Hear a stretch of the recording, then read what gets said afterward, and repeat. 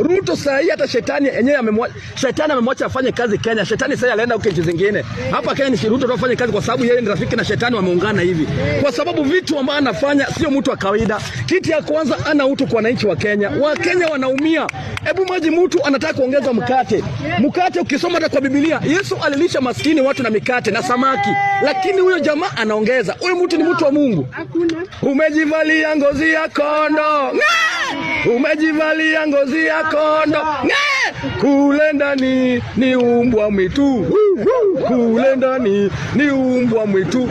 Wacha nikwambie my friend, tunajua kabisa kitu ambacho unafanya. Baba relax. Kwanza baba naomba hivi, piga sherehe yako. Enda kila mahali. Tulia. Usiwe na haraka na wananchi. Maana wananchi wa Kenya hawana shukrani. Na baba in fact ninashukuru hata kama ulikula mtu mkasalimia, salimiane kabisa. Maana wanasema inasema kizungu inasema kwamba if you can't beat them fanya nini? Join them. Western kuna mtu ambaye ako na akili na tena nafikiria. Natembea na kushukuru. Natembea umekuja kuokoa watu wa Western. Natembea umekuja kutoa watu katika utumwa. Natembea umekuja kutoa watu katika mnyanyaso ambao mnyanyaso miaka mingi. Kenya tumeuzwa na Kenya tutazidi kuuzwa. Tusipofunguka kile mawazo, tusipokaa pamoja na tuungane pamoja, na kuambia hakuna mahali Kenya inaenda. Maana viongozi ambao tumechagua wote ni wanafiki, wote ni wezi, wote ni majambazi, wote hakuna mtu ambaye anasaidia wa Kenya. Hawana haja na wa Kenya. So long as akipata pesa, akishapata pesa, kesho niliwaambia la same.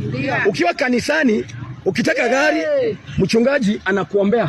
Lakini mchungaji akitaka gari, yeye anachangiwa. Hauoni unachezewa hata wewe.